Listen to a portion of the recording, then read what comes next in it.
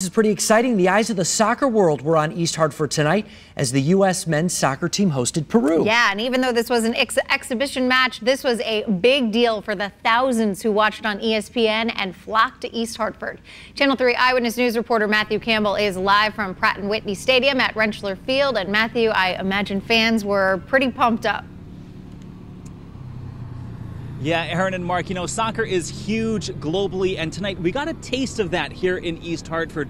Peruvian fans dominated the crowds. They were loud, they were proud to show off and also share their culture.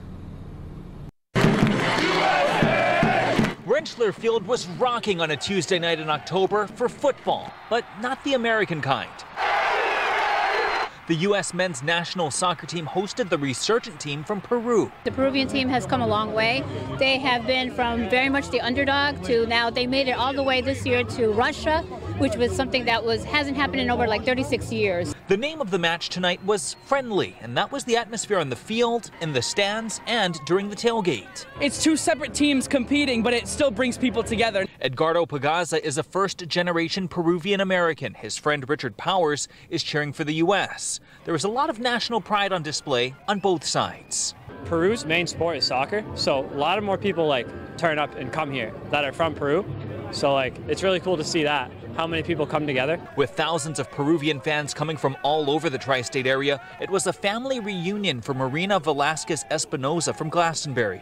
She hosted this tailgate for nearly 100 Peruvian relatives, young and old.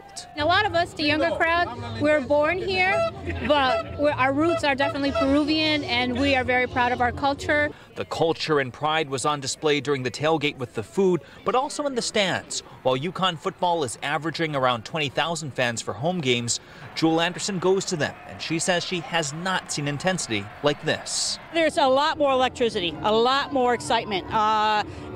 UConn, they're doing great, or trying to, but this is a step up. Final attendance numbers tonight, close to 25,000.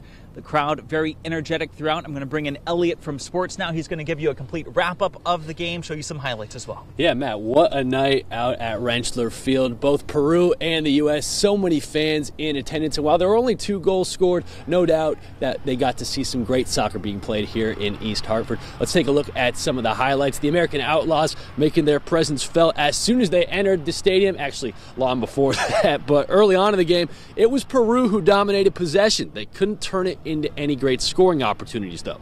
The U.S. didn't have too many great opportunities either early on, and the first half ended scoreless. But it didn't take long for the U.S. to strike in the second 45 minutes. Off the free kick from Kellen Acosta, Josh Sargent, the 18-year-old from right outside of St. Louis with the nice finish far post, gave the U.S. a 1-0 lead. It lasted all the way until the 86th minute when Peru scored an equalizer. 1-1 the final score, and while it's not a win for the U.S., it is definitely something for them to build on. Each set of games over the past 10 months, we've progressed from one set of games to the next, and I think they've established an identity of competing. Inherently, you just look at the lineup. Guys that are getting experience that maybe have never even touched the field before in the national team picture or are still freshly in the group. So understanding moments that can help us win games and moments that we can be better.